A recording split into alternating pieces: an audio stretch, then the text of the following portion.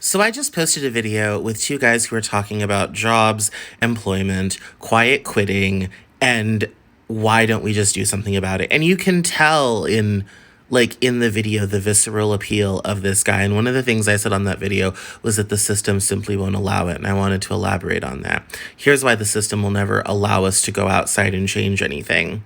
And it's simply because the system over the last 40, 50 years has made a great deal of work, spent a great deal of time and a lot of money in making sure that popular protest gets co-opted, has taken a great deal of time to make sure that people, regular people like you and me, cannot simply go outside and demand change. If you're a major corporation, the last thing you want is your customers going outside and complaining about your business practices. Worse yet, if you're a major corporation and people don't know about your business practices and find out about your business practices, you soon could be out of business.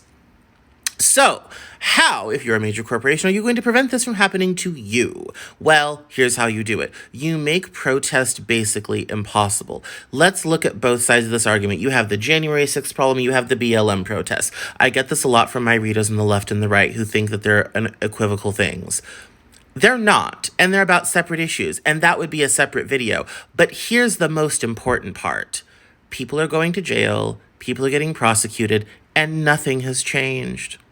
January 6th didn't keep Donald Trump in power. The BLM protests obviously have not stopped police from killing black people because that poor man was just beaten to death in Memphis over a traffic stop. And there's a very strategic reason why this is so, because we as a society have decided that we would rather have safety, order, stability, and economic security over nearly every other consideration. And so that's why you get stuck in these situations where you're wearing a tie to go to a job, you're working 9 to 5, 5 days a week. It's absolutely miserable. It's terrible. You're living for the weekend, but even the weekend isn't long enough. And it's a complete grind because the system will never let that change. Because the system relies on stability. In the words of Adam Curtis, we are all being watched over by the machines of loving grace. So if you guys are out here waiting for the Matrix to start or Skynet to start, it already has come.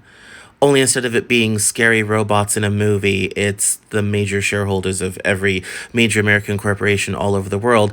It's the investors and the banks of everybody who moves capital and money.